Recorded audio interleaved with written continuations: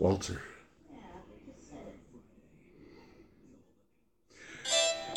Dun, dun, dun, dun. That means we're live. We is live. See if anybody comes up in here. You all probably have lives, and you're like, I'll watch something else. Saturday Night Live, Frank Rowe Pro, Jonathan Wheeler, Steve Manchu, Jason Perry, Jonathan Wheeler, CPAP, how's it going? Siraj, haven't seen you in a minute. Nittany Lion, Yo Sturv. What up, John Cater? What up? What up? Oh, it is working too much. Stacy Jeffries, your cat freaks me out. Why does my cat freak you out there, Mr. Big Rich? You're half intoxicated. Daniel Nottingham, what's up? Had a nice hour and a half long conversation with Daniel. It's cool bouncing off other drivers, especially when it comes to the spot market.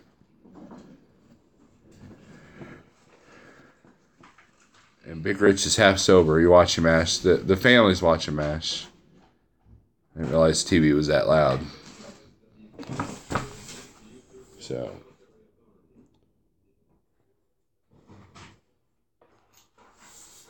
Michael P., what's up? We are home, as you guys can see. I am under a load. We'll deliver it in the morning. Or Monday morning, actually. And that's about it. I don't have anything booked for Monday yet.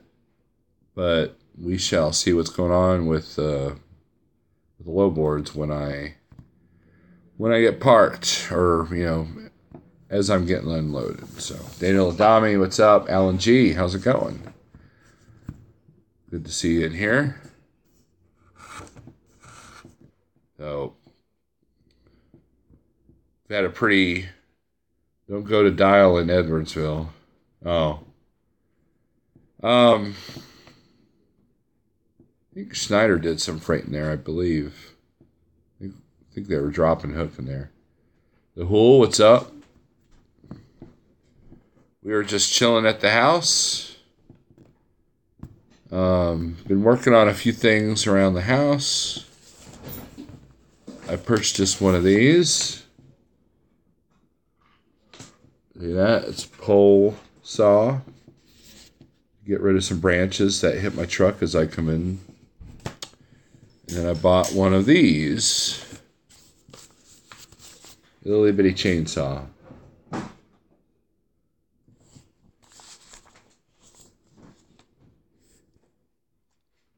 Daniel Adami lost his wrench. What are you doing, CPAT? You're taking away wrenches like the Godfather was yesterday? That was funny. You bought one last week. Which one? The chainsaw or the pole saw? A wrench. Or a wrench?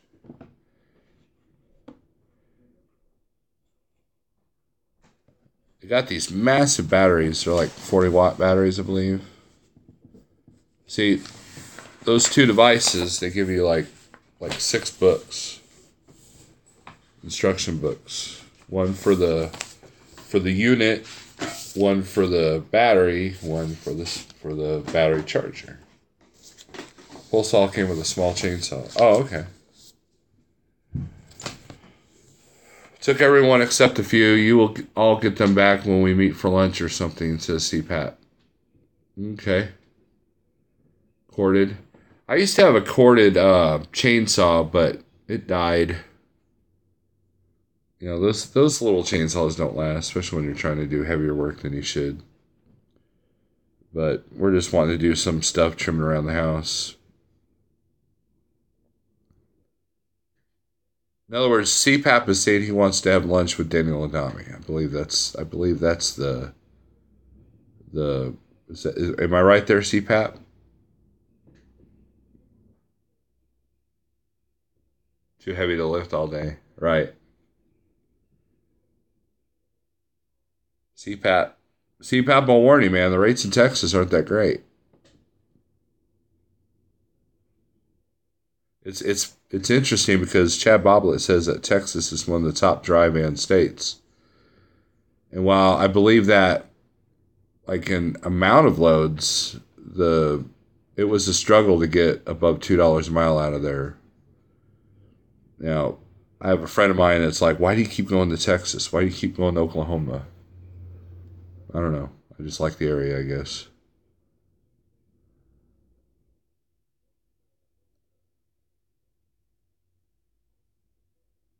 Going good, come out bad. It was kind of like that with Schneider too. The advantage I had with Schneider, and it kind of happened in the spot market too, is that there's a lot of freight that comes out of Texas that goes directly to here. For example, the load I've got now, it's literally just not too far from here where I deliver.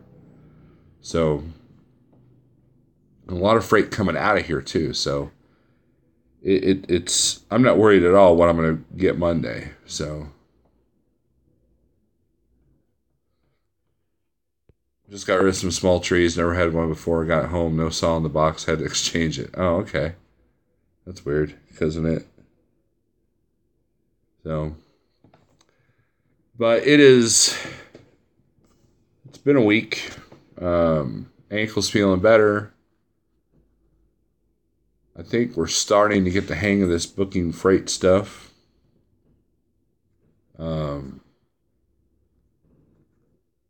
Had some good conversation with Jeff this week, and talked to two drivers today that are making some major changes in their lives and what companies they're going to drive for. So I'm excited for these people. I will not mention them because they know who they are. There's a few decent lows that paid coming out of Texas going to PA, the cornerstone to me and Burger Success, LOL. Yeah, there's so many trucks in Texas, a lot of trucking companies, a lot of rail freight, that most of the companies, they only run regionals, so it's usually easier to find something going long, like Pennsylvania.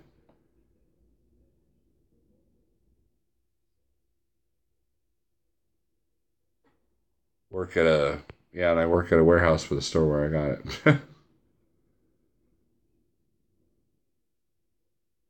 The trick to Texas is intrastate. You are correct. At Schneider, that was easy to do. We don't have intrastate authority in Texas, so that's a little bit more difficult. So you got to go in and go out. Dustin, what's up?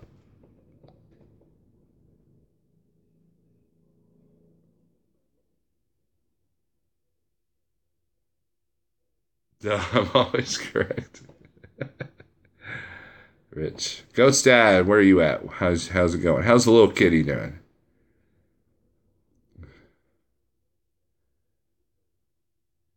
So,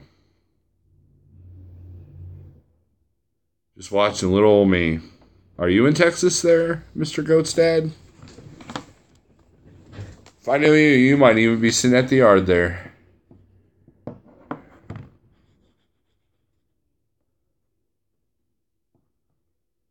North of Atlanta.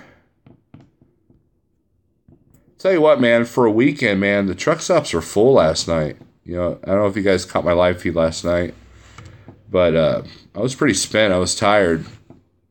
And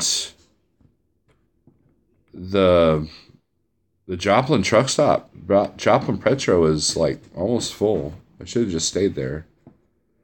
Ghost Dad's heading to Michigan. Oh, you gotta hang out with Jeff.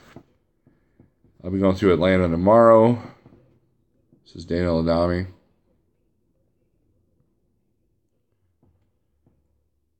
You know what we need to do? We need to get James Best into Atlanta. He has yet to experience Atlanta in a big truck. I think we need to make that happen. So, James, if you're watching, you need to go to Atlanta. You're right. It's always busy. Hell, I remember one time I was going through there at 3 a.m. I'm thinking, Man, I'll make so much good time. Yeah, interstate was shut down because of an accident. I'm like, you guys can't even drive without having an accident. I got to see a doctor. I've been waking up with killer headaches every single morning for the past month or so. Big Rich, hope it's nothing serious. You really, really need to get that CPAP equipment changed out, dude. Those heads, the head part, the headbands, those are supposed to be changed every 6 months, and they lose their elasticity. Wow, I said that correctly. And they don't seal as well, so the CPAP machine basically becomes useless.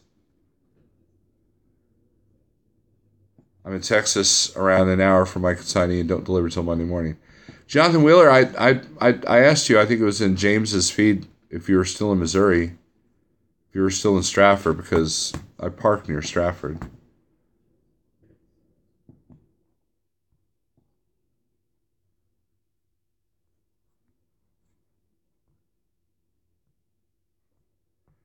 Let's not forget about the elephant in the room when it comes to Texas. NAFTA kills the rates. I hear you. I hear you. No, I think you were in there. Oh, no, I'm getting you mixed up with Jonathan Houston, maybe. That's the problem. Too many Johns and Mikes. Everybody change their name if you got John or Mike. All the Johns could become Mikes, and all the Mikes could become Johns. There you go. That would be Really, so much less confusing. really confused the hell out of me. The megas kill the rates. I disagree with that. Because if you go to El Paso, the rates coming in and out of El Paso are trash. If you think Dallas is bad, look at El Paso. And I don't see too many mega carriers down there. A lot of it's little mom and pop independents with cheap trucks. I mean, that was the case at Landstar. I have 3 cats, Adam Gallagher. That was one of them. They're all sitting in the living room right now, which is rare. The rates mysteriously started to plummet after the 3PL convention. Truck capacity went through the roof, too. Odd. You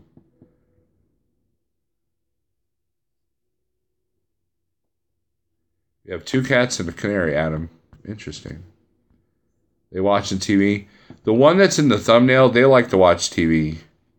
Or she likes to watch TV. The other 2, they could care less.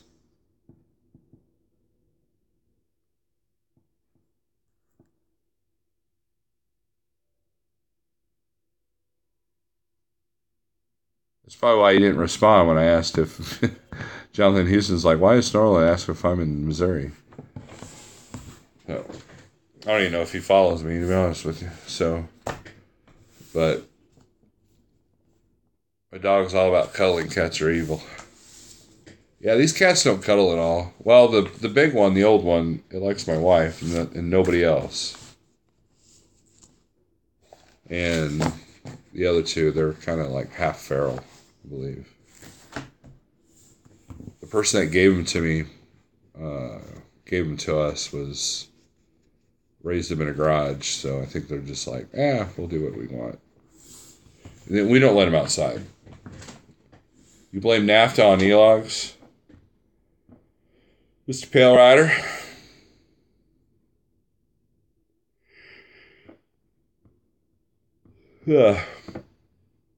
Big road, little truck. What's up? Good evening. Renton, Florida. My name, Cat, has a personality like a dog, and he is best friends with a canary. No kidding. Yeah, I think there was a TV show or a video or something. Odd friend, animal friends. You know, like there was one about a lion and a dog that were cool with each other. I used to have a cat that played fetch.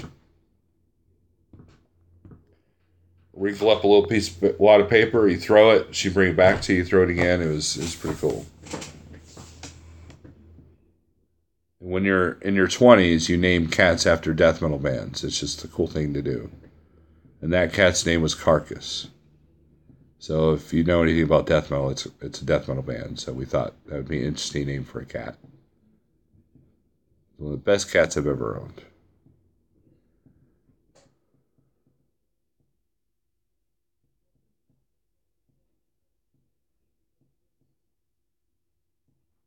A little Viking coach.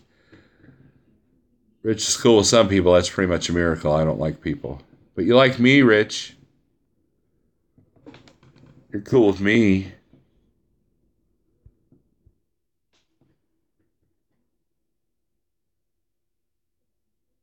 I think the biggest thing that drives down the rates is the drivers booking loads and not knowing their numbers.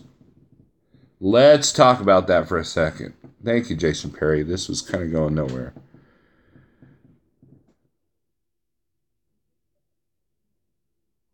I'm privileged, Big Rich, and I'm part of I'm a select few, and I appreciate that. So, a friend of mine told me a story about 15 years ago. He was running the spot market, and he booked a load that went from, I believe, I can't remember where it was coming from, but let's just say it was Texas to Pennsylvania, right?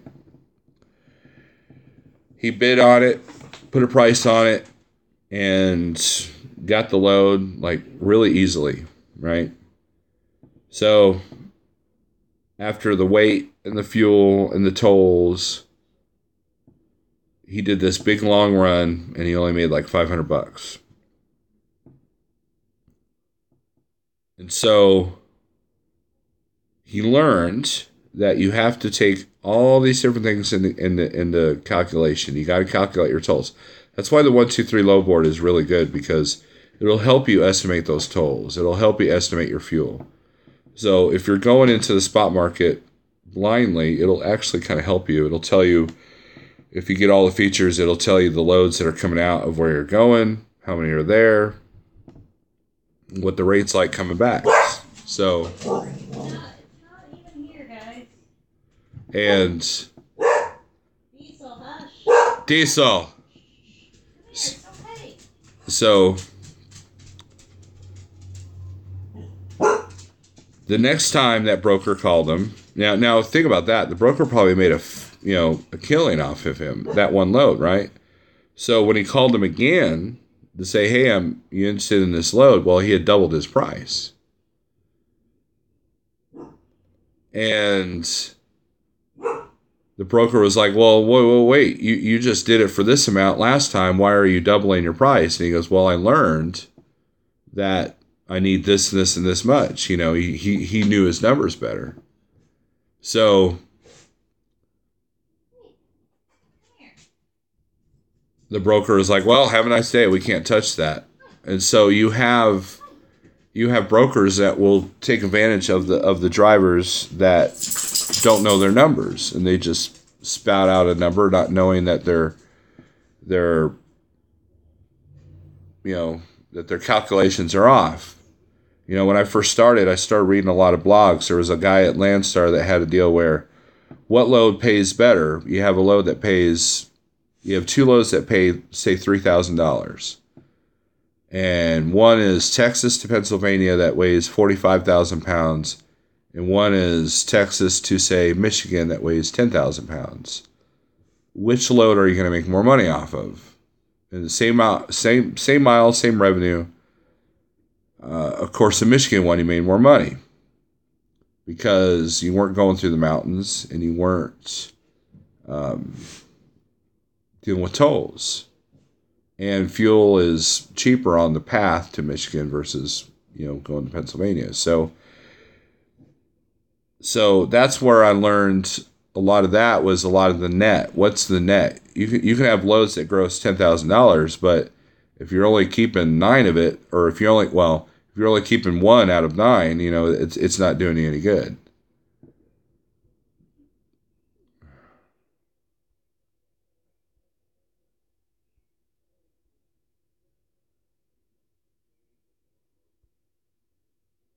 You just watch Trump's Michigan speech make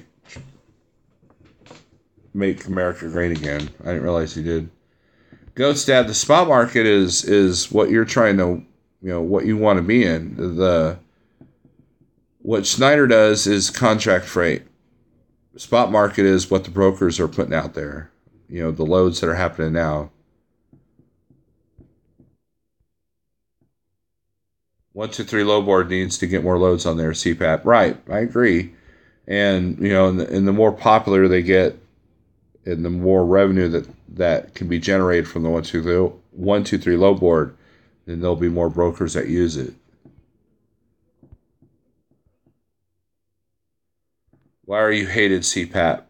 I only use 123 for PC Miler, says Big Rich. Didn't see the other one in here.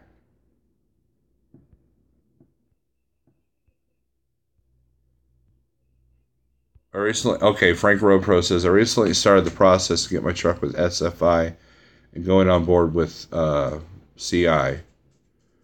I'm learning quickly to switch my thought process from being a mileage driver to a percentage revenue. Frank Ropro, that's the first big step.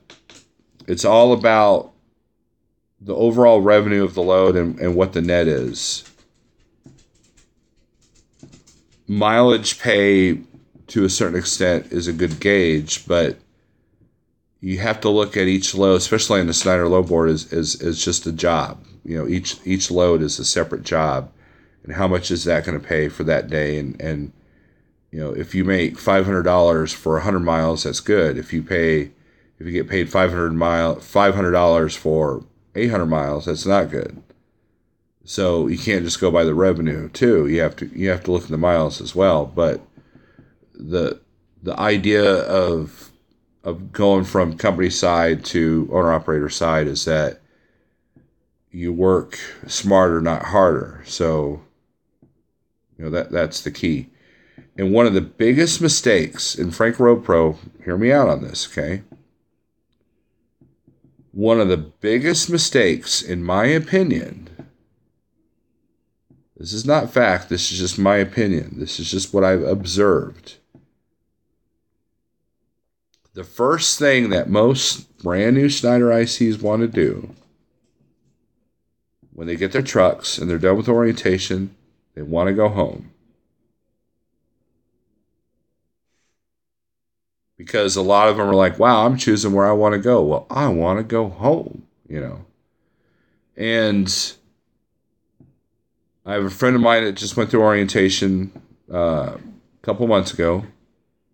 And he said that he was the only one that wasn't trying to get straight to the house after he got his trailer. And I guarantee you that he probably outperformed money-wise out of the whole class.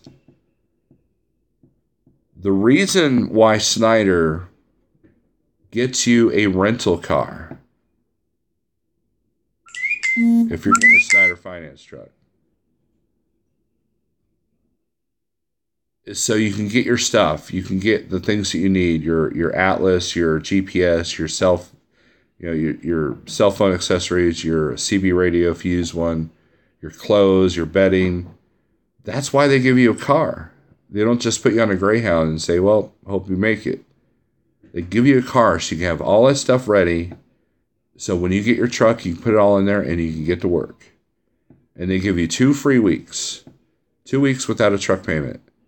And that's the time to shine. That's the time to really get in there. That's the time to make your mistakes, because they won't cost you a week's pay if you get the wrong thing or if your truck has an issue.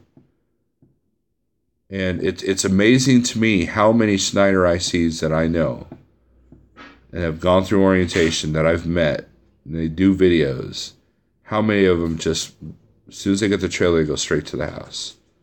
I stayed out for 3 weeks after I became a Schneider IC because I had to catch up, because I basically had a whole month off between Landstar and Schneider. And I still made it through the house for like a quick 10-hour break, but I stayed out to get that revenue up. And so just because you can do the home time doesn't mean you have to.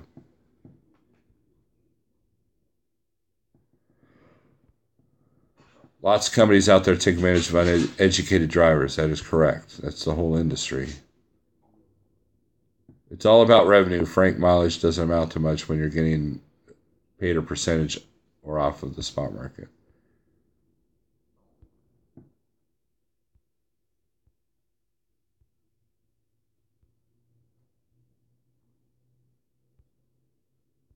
You need to know your cents per mile, period. Says Adam Gallagher.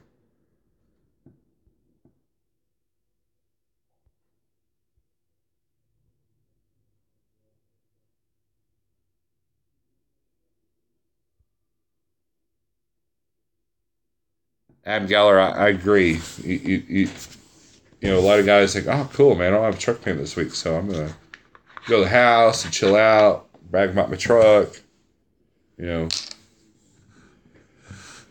At least run a couple of loads before you head to the house, you know.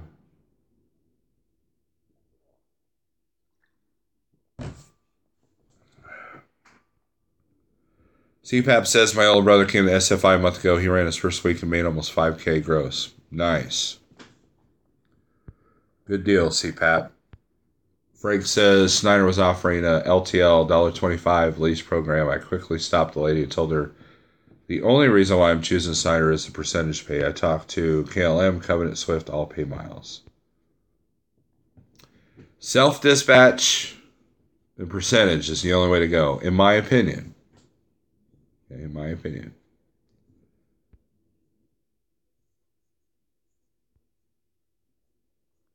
I agree, CPAP. Any word on the USA truck choice program? No, I don't know anything about it. I've heard a rumor that they have that, and that's it. That's the extent. And I know where their yard is there in Arkansas. Smart Water? Yep. You going to do music reaction video, Snowlord? No. Those are very popular. Now I know what you're referring to. You're referring to the one that Cannell did with Ghost this morning, I think it was. And I told him he needed to find, and it might be hard to dig for, but he needed to find the uncensored video for the song Year Zero by Ghost. I'd like to see his reaction to that. That would make a good video. And for those of you who've seen it, you know what I'm talking about. Dado Ladami is back. No, I don't. We don't go out to movies too often there, Ghost Dad. We were just talking about that movie, though. KLM is now offering a self-dispatch board, but not as widespread as Snyder. You get 10 to 15 loads to choose from based on hours of service and location, Frank. Yeah, like I said, my friend came from KLM, went to Schneider, and he's making a killing over at Schneider. I saw your comment, that's why I asked. Yeah, the Viking Coach, I think it was one of the first ones to comment. Now, that new Ghost song, I do like it. It's a little bit heavier edge for them. You know, those of you, like, you know, if Cannell is watching this, which I doubt he is, if you go back to Ghost's old catalog, they almost have like a Blue Oyster Cult feel. They're not like, they're theatrical metal, but they're more hard rock. You know, they have these theatrics and extremely satanic lyrics. But it's they put on a show. They put on mask and makeup, and it's in a whole production.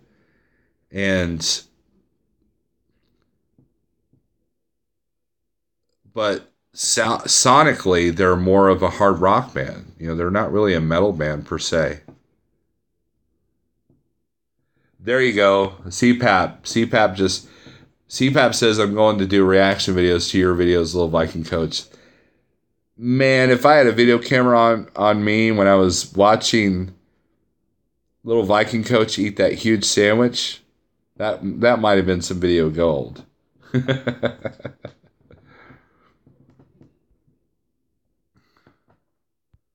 Little Viking Coach, I have to pee before watching your videos. Oh, that's funny. Mega Meat Mountain. Yeah, the kicker on that was the donut, the skull, and the Viagra added to it. That was. I remember. I think I was still. I don't know if I was working yet or not, but I got up at 4 in the morning, as I always do, and I couldn't sleep, so I decided to sit down, and that notification for that video came up, and I probably woke up the house laughing.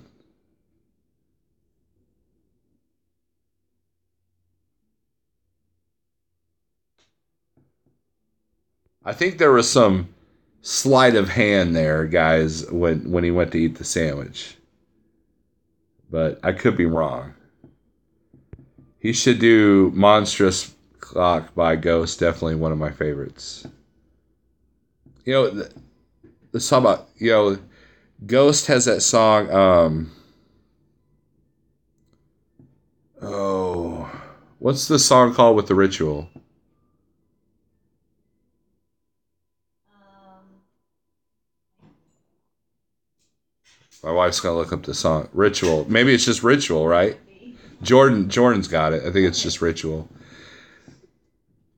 The song's really poppy and just da da da da da. It's really poppy.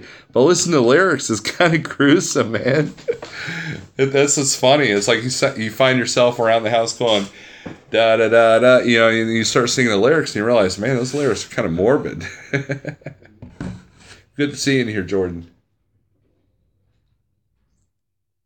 Jordan's a metalhead. He knows. He gets it. Oh, it's Talladega race weekend. So if you're going through Alabama on 20, man, you're going to get some traffic.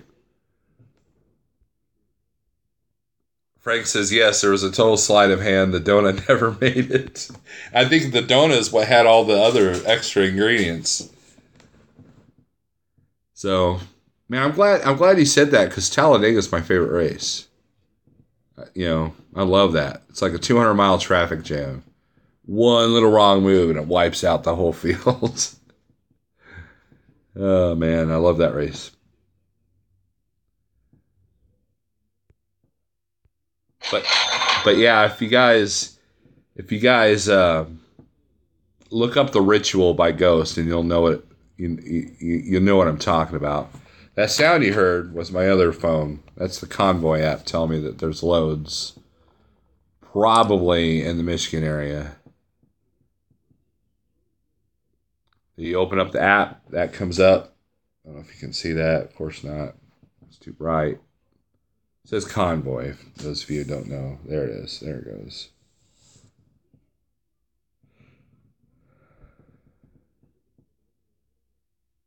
Unfit for human consumption yet. Um, then a load offer happens. Let me see if I can put the blue screen on here. Dimly. See if that helps. All right, so there's Convoy app. Yep, that helps a lot. So I'm going to pass on that. And then it has set loads with the set amounts. If you're in the right area, you can make some money. Depending on where you want to go. It tells you the appointment times and the product. It doesn't tell you the customers like Uber does. I've yet to do a Convoy load because a lot of them are out of Michigan and Ohio. There was a few in Texas, but a lot of it was beer, and we don't haul beer. Like, a lot of these are Livonia, Saginaw. I mean, this is right up Jeff's alley. This is right up Jeff's alley. This is awesome. And then the other tools we have, I have Uber. Well, everybody likes to hate on Uber. Takes it a minute to open. Wow, it's taking a really long to open. What's going on with you, Uber? Uber's great because it tells you the customers and the times and the wait and everything. So exactly what you're getting when you go look at the Uber Freight. And it's not reaching the network, so maybe the Uber network is down.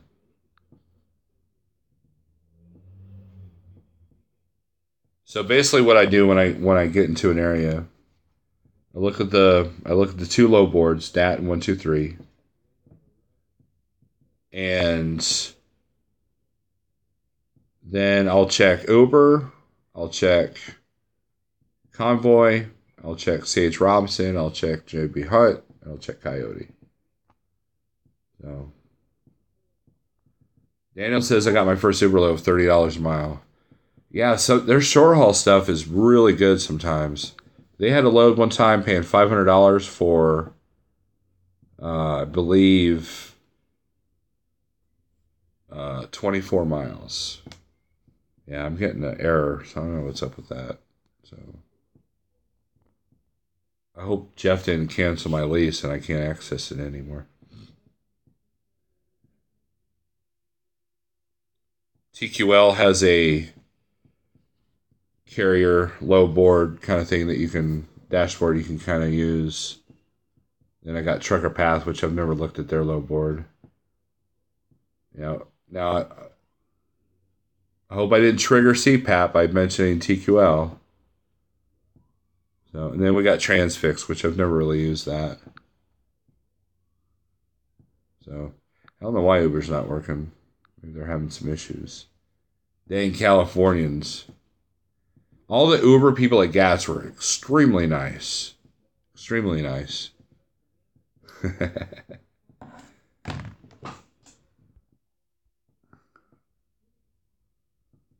30 times 9. So that's the revenue on that load. CPAP is always sugar, says Pale Rider. A lot of anger in the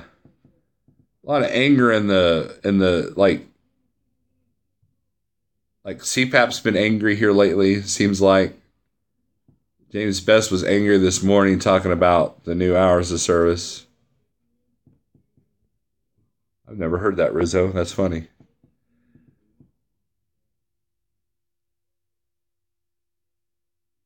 It's like Pale Rider was getting upset during his E-log video last night. Everybody's so angry, man. Why are you so angry? Why are you so down?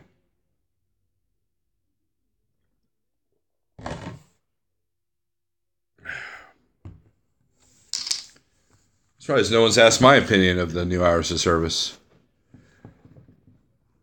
Because you guys don't care. Dan Smith, what's up? Where's Dan at today? Dan, let's everybody congratulate Mr. Dan Smith right there, who has now acquired a, was it 2018 Freightliner Cascadia?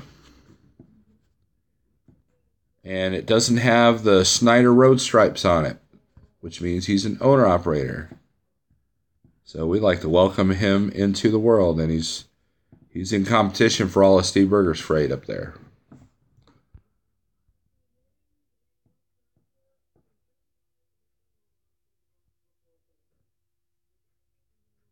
A green screen behind you when you do your SNL live feeds would be awesome. You could have a video of your week playing in the background on a loop or your whoopers.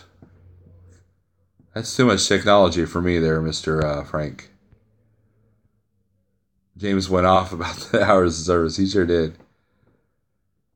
I hear you, Pale Rider. I hear you. What is your opinion, sir?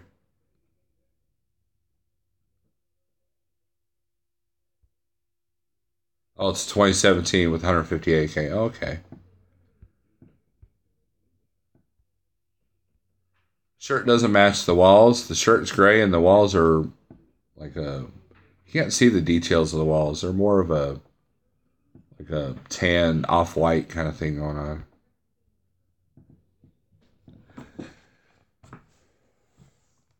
The new hours of service, I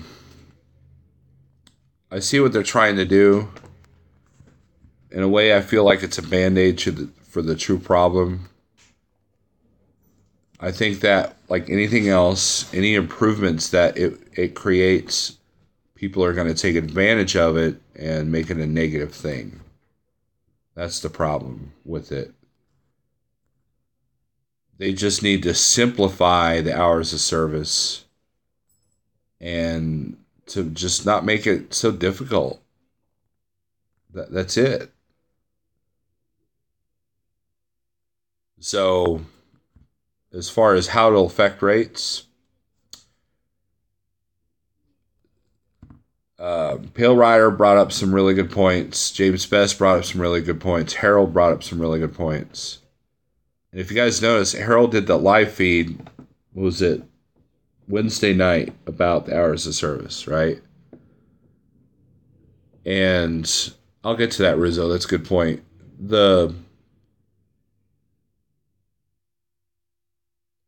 And then he did a video the next day thinking about the whole situation. You know, Rizzo says, just run high dollar freight and it doesn't matter about hours of service. I agree with you there, Mr. Rizzo, because when I was at Snyder, I fixed it to where the hours of service were very rarely an issue. I wasn't trying to run 600 miles a day or 700 miles a day. I wasn't trying to book things so tight that, if they take more than an hour to load me, I'm screwed. The first time I've had any kind of I'm going to run out of hours issues happened the beginning of this week when I was in Aurora because the customer I was at. I called Jeff and we came out with a solution, and luckily that place let me spend the night there. That was the saving grace. But the kicker is that it did not affect the delivery time of the load because I booked enough time that I was not worried on that side at all. So that the revenue of that particular load, I wasn't worried about the time. Now, could I have made more money if I could have booked a little bit tighter? Probably, but then there was no room for error. I always want room for error. There's a broker that calls me about loads coming out of Springfield here. And here lately, not when I first started here, but here lately, they're not given enough time on these loads. And I they kind of are, but it's like really tight. And I know the shipper, and the shipper can take 2 to 3 to 4 hours to load. So that doesn't help. So, and I told them that, it's like, man, why are you guys scheduling these so tight, So, and that has nothing, well, the hours of service, what affects that is the 10-hour break. And a lot of the loads that he sends my way to see if I want them, I would almost have to do an 8-2 split to make it work, which I have no problem doing that. However, it can kind of mess up your the next day. So you kind of lose revenue on the other side of the load by not being able to book something, because your hours are all messed up.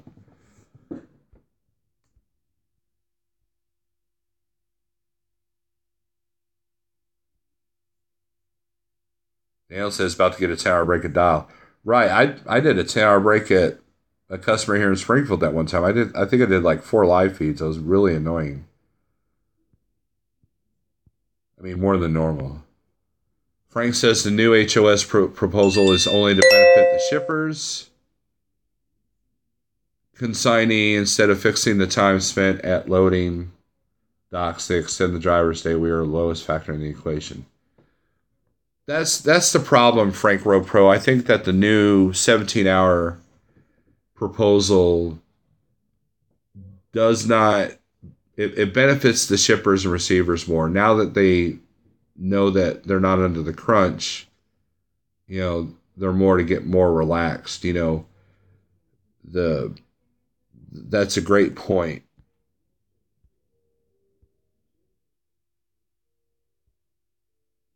Yeah, Jordan says I won't work a 17-hour day, if that.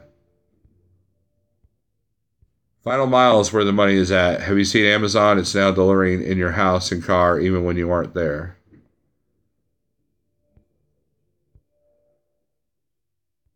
Says Little Viking Coach. Big Rich. Thanks. Okay, we're talking.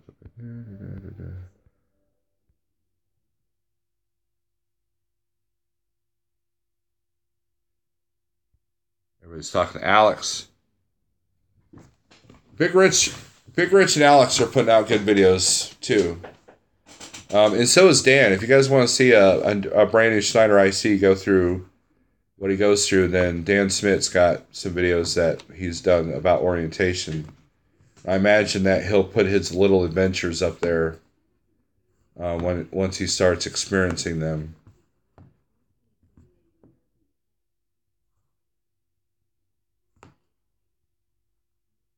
Don't make my head any bigger, says Alex.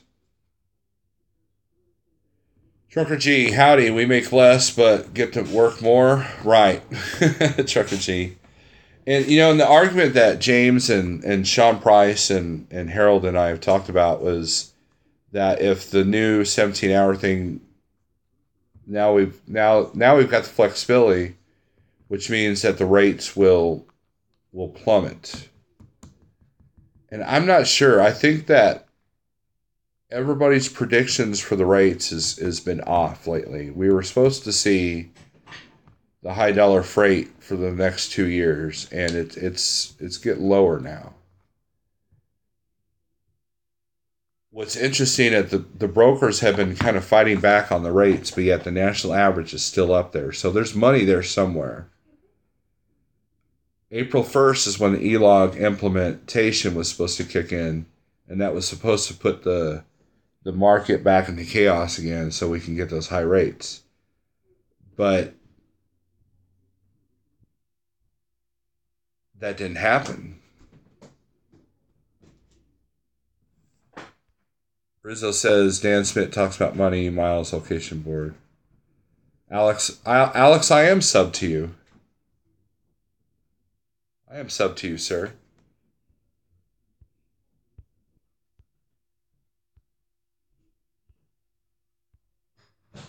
SoCal's got great business plans in the works. That's cool.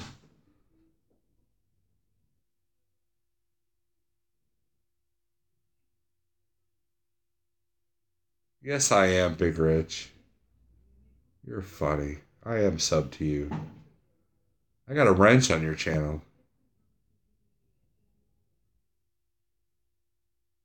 In fact, I think I'm sub to you on both my accounts. Big Rich, I don't hate you. Gosh. Try to be being all weird, man. What's wrong? Rich, you okay, dude? You need to come to Springfield. Let's hang out, dude. Yes. See, my wife agrees. I hang out with Big Rich too. Big Joe, any regret leaving Schneider? No. Not at all.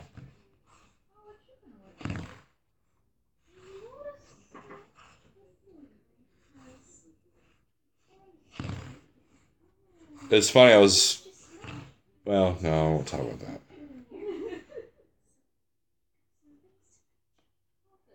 You're right, Frank. The chaos didn't happen because all the waivers the mega carriers got. That is true. How's that for a power play? The ATA puts in for the E-log implementation, and then most of the big carriers that support the ATA didn't have to follow the rule. How's that for a power play? Call that fair? I don't think so. But Big Joe, no, I don't regret leaving Schneider at all. Next time you're at Ardmore Store, we should jam some guitar. Is that where you're at, Jordan?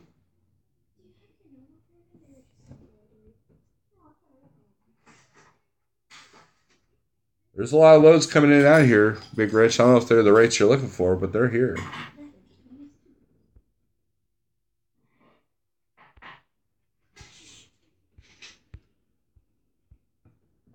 Oh, okay, Jordan. Cool. What waivers? Pale Rider TV. Okay, so Pale Rider asked a question. He's not sure what's going on. So here's what happened. There's a difference between AOBR and the ELD. And companies could have AOBRs up until April 1st. Then if you bring on any new drivers, everybody has to all be ELD. And what's the difference? ELD is more accurate, pinpoint, and there's no fudging it. There's no let's, creep around the parking lot and, because like I may know a few people that were at Schneider that might have had their 30-minute break put in while they're dropping and hooking at the customer. See what I'm saying? In the first days, in the early days of E-logs, you could put yourself off duty in a traffic jam, so it wouldn't take your drive time away. Your 14 was still ticking, but then when the traffic jam was done, you click drive, you were good to go. So the ELD, you can't do any of that. There's no forgiveness. You can't even move the truck across the parking lot without it tripping. Jeff, we have ELDs at Like Trucking. Now, how I've adjusted to it is I don't book too tight, and I don't need to run, 11 hours a day. So that's the difference. And so Schneider, they got a pass. They don't have to have the full-blown ELDs.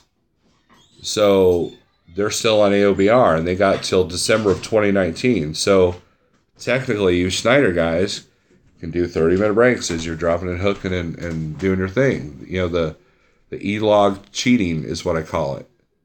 So that's the pass that they got. So they're the ones that push for the E-log movement, and then in the end, they're not complying 100%.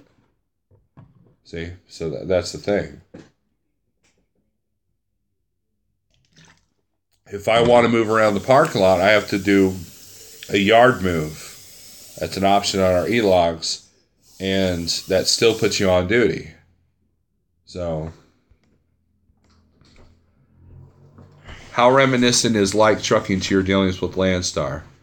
Rizzo, the only similarities between Landstar and Like Trucking is that, and I think I know where you're going with this, and that's fine. I'll man up and talk about it. Is yes, you do make phone calls, but I believe when I made, this is my experience, when I made 15 phone calls to Landstar agents for loads, maybe 4 of them were there. That's not exaggeration. Maybe 4 of them were there. And then they would tell you a lower number than what was on the low board. Okay? When you call the broker boards, I've been here since the end of February. Okay? And granted, I was off a month. But there's only been one load I called on that was gone when I called on it. Landstar, I didn't have very much luck negotiating the rates. Now, I've heard through the grapevine that their rates right now at Landstar are really good. And that's cool, okay? But I did find myself afraid to book in between the loads, or to book one load ahead, like I did at like I was afraid to at Landstar, for fear of service failures, for fear of giving Like Trucking a bad name. So I've been like really cautious about how I book. But the process of looking at all the tools that I have on here versus just the Landstar low board is night and day. Okay, my percentage is higher. The skill set, the skill set that you want to have at Landstar, for those of you guys that are wanting to deal with Landstar, is you want to be in good with the agents to where they're calling you and you're not having to be on that low board. Okay?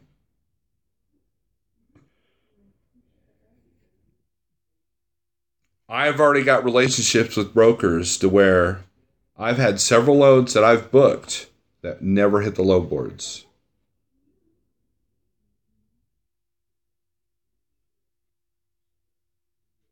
So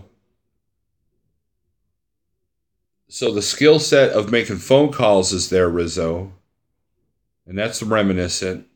But I'm having much better luck, much better time, and I've got a lot more knowledge So, is it more of a challenge than say click and go at Schneider? Yes, it is. But there's more reward at the end of the day. And like I said, I can get along with people. And I've already got a list of brokers that I use that I won't use. I've already got a list of you know, I've got like a Rolodex, digital Rolodex of the brokers that I like. And I'm getting a good repertoire with them because I do check calls, because I communicate with them, and I'm doing a good job. So, Alex asks, are you ever getting your own authority? I'm not going to say never. Never say never, but at this time it's not in the works. It's not in the cards. Get those brokers and become their go-to guy. Right, Trucker G. Grover, what's up?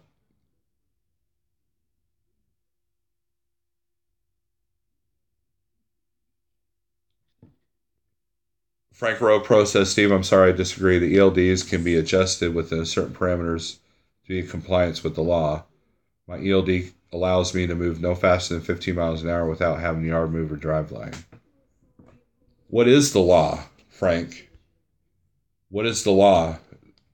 That you're allowed, that you're able to move the truck under 15 miles an hour? Because RE logs, like if I was like, okay, so like if I'm in the parking lot and I want to creep, just idle speed, no foot on the gas, and go across the parking lot, then what happens is we have unassigned time, and we have to assign ourselves that time, or else it looks blank, and then that puts a red flag if you get DOT'd. And I'd be curious to know what ELD system you're using there, Frank.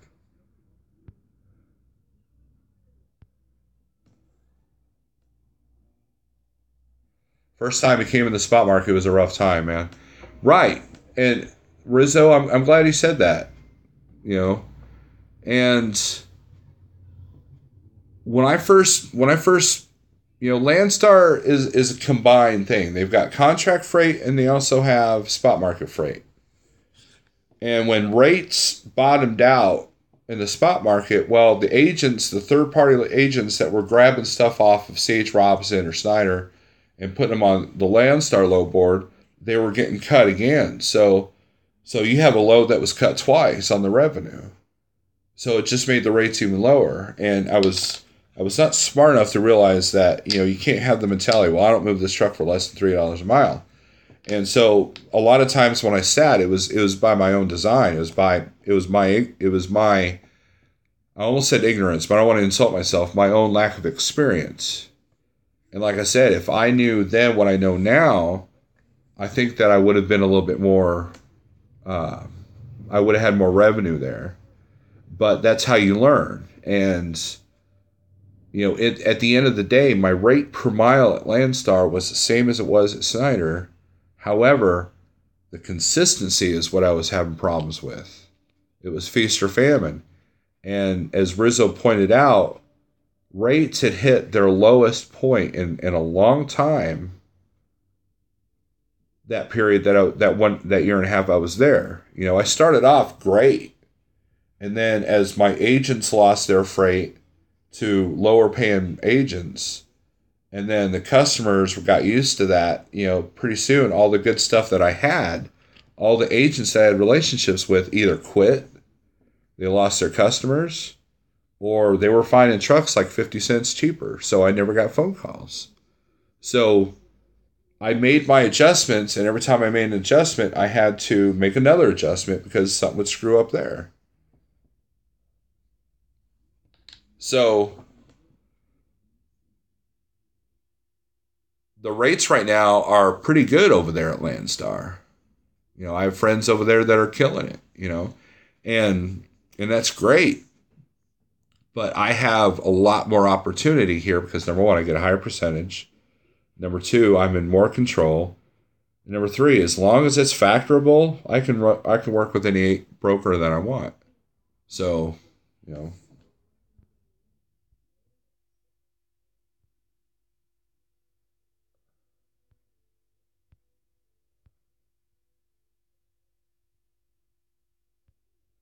Jeff, what's up? Glad to see you in here, sir.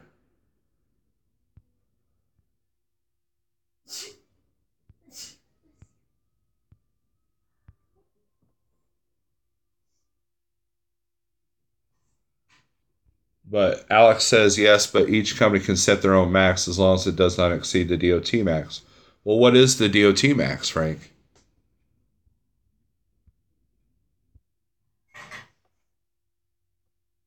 It's just nice to see the rate confirmation. Right, and you see that at Landstar. I mean, you see the Raycon at Landstar. But see, there's no middleman, you know. Even some of the spot market loads that are companies like that are doing the same thing we are, even their guys don't see the Raycon sometimes. You know, they go through a central office. We sign and do our own Raycons.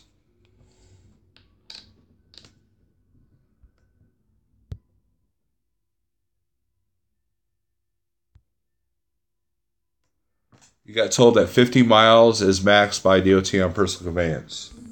Baby Puncher says. I think Jeff talked about that this morning. It's personal conveyance. Okay, here's what personal conveyance is. Okay, personal conveyance is meant for you to go to the store and come back. Go to the shop and come back. It's not meant to get yourself home with. It's not meant to go 200 miles. Now, is it legal to go 200 miles? That's up in the air. That's up to the interpretation of the DOT officer. However, don't you think that would look a little suspicious?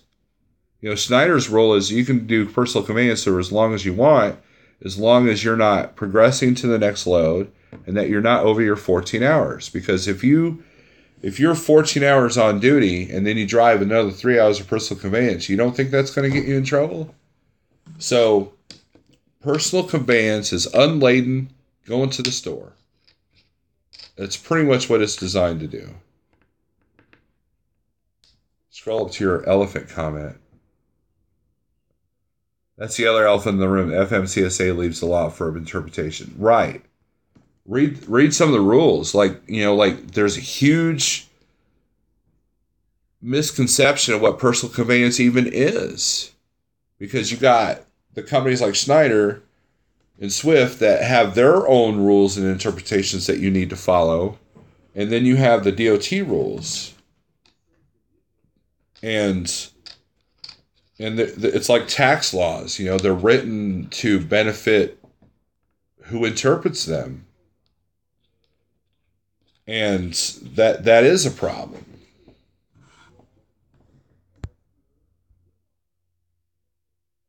Big Road says, mine has ours set that if the wheels roll without being on driveline, get called to the principal's office. Oh. Grover says, and you're bobtail. Yeah, Schneider, you have to be bobtail. Let's see what is unladen. Is unladen bobtail or is unladen just without a load? You know, so what Schneider does is like, okay, that's a gray area because if you read the rules, that's a gray area. And so Schneider's like, you know what? Unladen means bobtail, so don't do it with the trailer. And the other reason why they do that is because they don't want guys to abuse it. You know, when I worked at one of my old companies, there was off-duty driving. Do you know how many guys were driving like 2 hours to use that? Just to get to where they needed to go? It was the digital equivalent of paper cheating. So a lot of these rules are developed with the carriers so they don't look like they're cheating because Schneider doesn't want to get DOT like, oh, you had 100 drivers last month use off-duty driving and one drove 200 miles. This one had a trailer on. You guys are abusing this right. I make sure I don't hit anything when I see the red triangle blinking. There you go. Yeah, store food and home and back. That's it. Like, for example, if I leave the house in my bobtail and I need to go to the shop, I could do personal conveyance. And then from the shop back to the house, I could do personal conveyance. That's how I use it. But I very rarely use it. I think there's only one time I've been with Jeff that I've used personal conveyance. And there was only like maybe 3 times when I was at Snyder for 2 years that I used it over there. Snyder does always do more than DOT. You know why? Because they don't want to be red flagged. They don't want to be pulled into the scales. They want to keep their nose clean, under the radar. That's how you do it. Burger, what's up? Crete says you get 30 miles.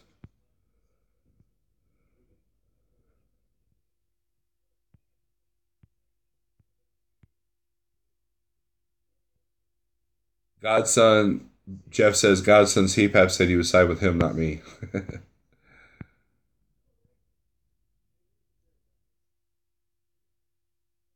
That's why I can roll by a scale, says Frank. In southern Georgia with no problem. In northern Georgia, I have a DOT officer completely interpret the same laws completely different. Right. Did you know that Snyder doesn't let you do the 8-2 split? Why is that? Because a lot of guys don't have enough experience to know how to use it, number one. But number two, some of the DOT, before E-logs, if you were doing 8-2 splits on paper, if you had a DOT officer that didn't really understand those rules, then you were kind of screwed, because it would look like you're, in a 24-hour period, you could have 15 hours drive time if you do the 8-2 split right.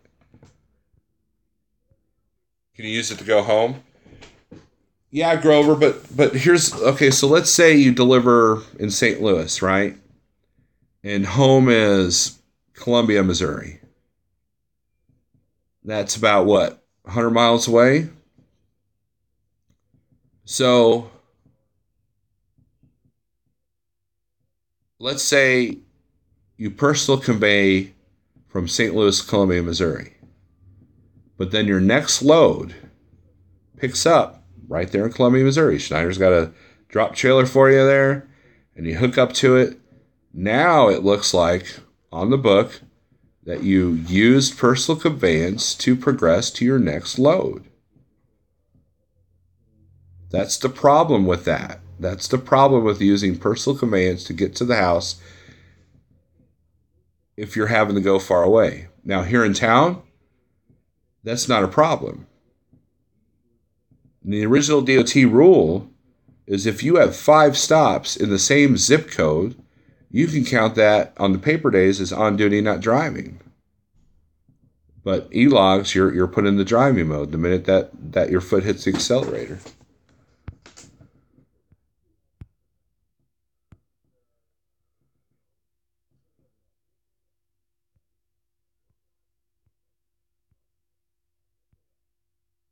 Alex says at Snyder you can go from company to owner easily. If that's the question, then yes.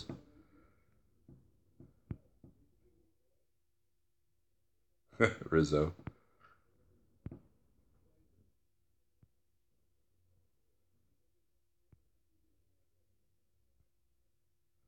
Alex says I PC from PA to New Jersey, 140 miles, no problem. But then what happens if you deliver in Pennsylvania, but then your next load picks up in Jersey? Doesn't that look like you kind of progress to the next load? See, but that's a gray area. That's up to the officer. One officer can look like, oh, okay, cool. And another one might be like, dude, you progressed to the next load. That's wrong. And so that's that gray area that Frank was talking about the elephant, That is a problem. So that's why, all these hours of service changes, just simplify them. Simplify it and make it flexible, and everything will be okay.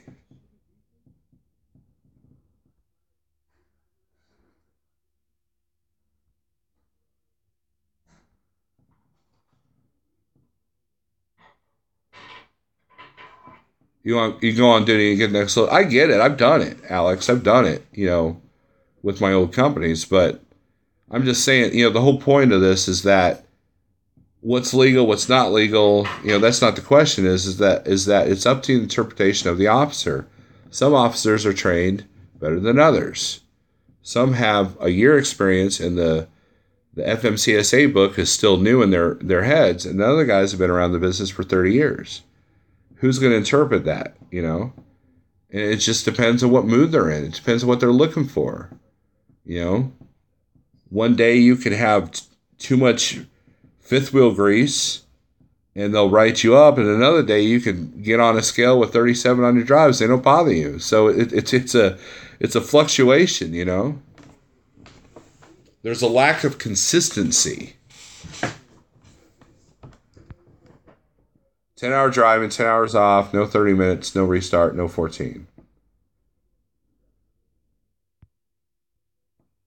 Says Grover.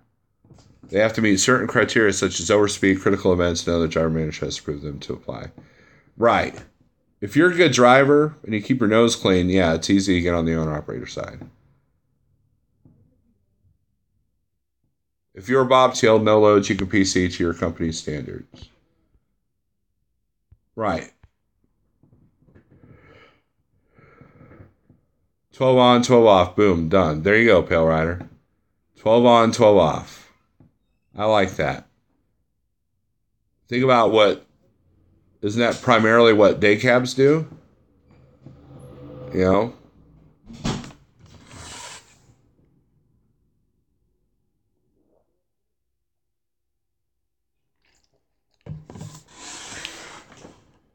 That's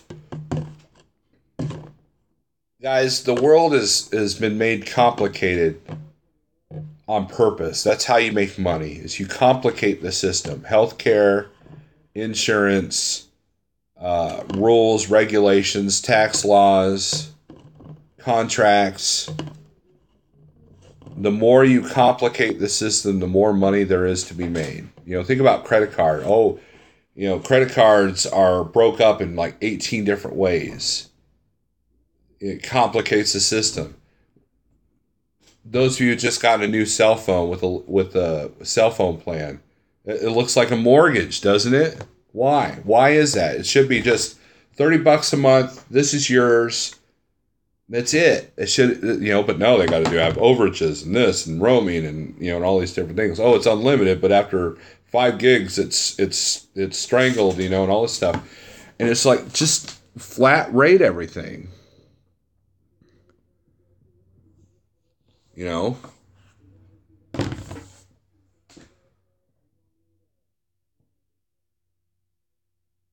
Big Road, I can speak to the day cab. 14 and 10 off with 16 hours exception once per week. There you go. What's wrong with that? 14, 11, 10 off, and that's it. No 70, no 30-minute break. But I like Pale Riders. 12 on, 12 off. There's no interpretation to be dealt with. There's no way to really cheat the system.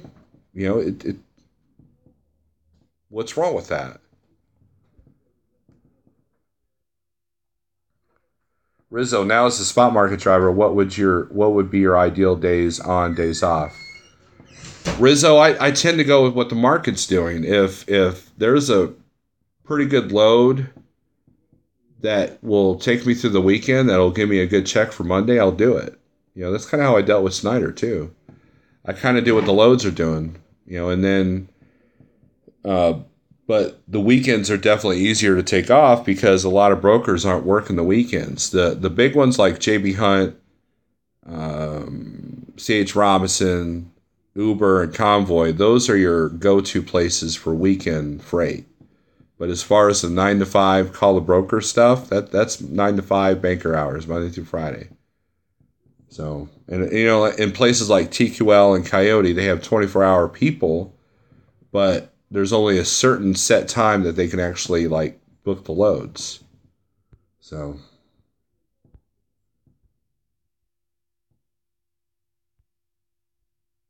like mine, 24 on, 0 off, boom, done. See Pat. What happened to the new PC with loaded trailer roll? I have no idea. I don't even know what you're talking about. Simple makes too much sense. I know, Mr. Wheeler, I know. we think of the DOT as one uniform law system, but every company actually has their own interpretations of those laws. And every DOT officer interprets the laws differently too. Perfect chaos. Right, and there are certain states that are worse than others. Like, I hate being DOT'd in Tennessee. I hate being DOT'd in Ohio. I've been DOT'd in Tennessee, Ohio, Arkansas, and Missouri. And they all looked for different things. And then sometimes they're doing a target program. Like, I got DOT'd in Missouri one time because I had hazmat on. And he just happened to be targeting hazmat trucks. Just like they target flatbeds, for a period of time. When they do a blitz, each way station has a different criteria that, some are looking for weight, some are looking for, compliance with the equipment, and they're looking closer at the equipment too. Since we can't get anybody on e-log violations or, log violations, for cheating on paper anymore, then, now they're looking at the equipment. Seriously, can you rock out for us karaoke style sometime? If you go to my old channel, you'll see some Atmia stuff of me doing my thing, so. Jeff the Foot is doing great. Today was the day I've been on it the most. I hired my son to mow the lawn, but I still had to do a couple things to help him out. So it's getting better. It's no longer hurting. I'm being really careful when I get in and out of the truck. And that's the worst part, is getting it out of the truck. Everything else has been okay. And luckily I haven't been in a situation where I have to get out and look to back into a spot, or, I'm trying to slide the tandems in a perfect spot, so I'm getting in and out. So it's been pretty good. And then during 30-minute breaks or 10-hour breaks, I get back in the sleeper and I elevate the leg. So I dot in California and look at my load and say, have a nice day, put that sticker on my truck knee and go underneath to check brakes. Right. It just depends on the mood of the officer. I mean, look what happened to that dude in Henderson, Kentucky. Shadow Wolf, what's up? Glad to see you in here, sir. Everybody see the truck that hit the bridge in Nashville? That's crazy, Jordan. That's an expensive piece of machinery there. That dude probably is going to lose his career over that one.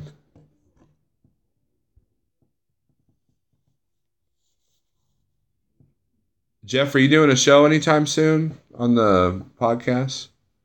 If so, I'll put it out there. You need ice on the foot, or do you go without ice? I go back and forth. Jeff, my very good friend Jeff, had a good suggestion that I like having vegetables in the truck, so I'll buy frozen vegetables. So put a bag of them on the foot during the week when I park, when it's swelling, and then I'm good to go.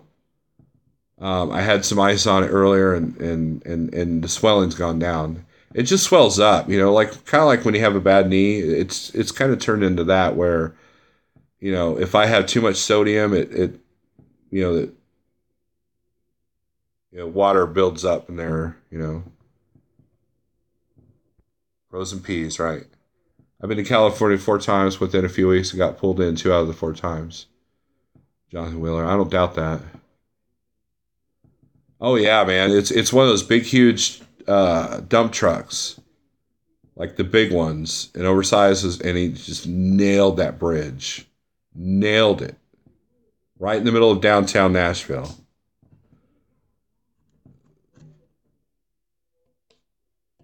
Tonka, yeah, big Tonka truck.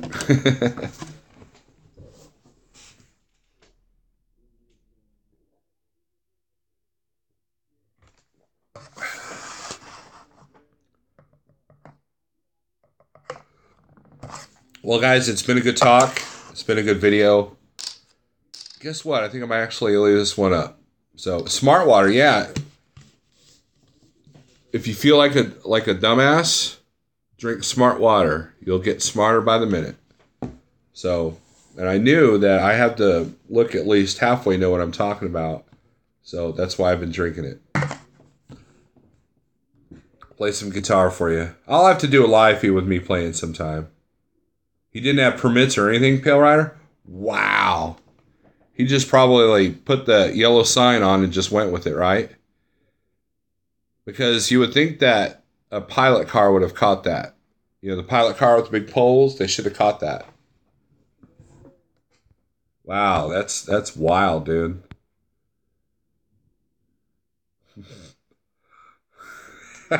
So, reel in. Wow, hit the bridge with no permits. Wow, that's... I've been saying that for 2 years. What? I don't know what I'm talking about. He said the bridge was too low. Durr. Why did you see that bridge? Well, it's too low. You know?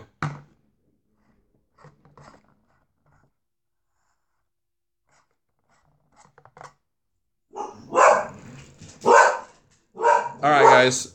I got to go. So we'll talk to you later.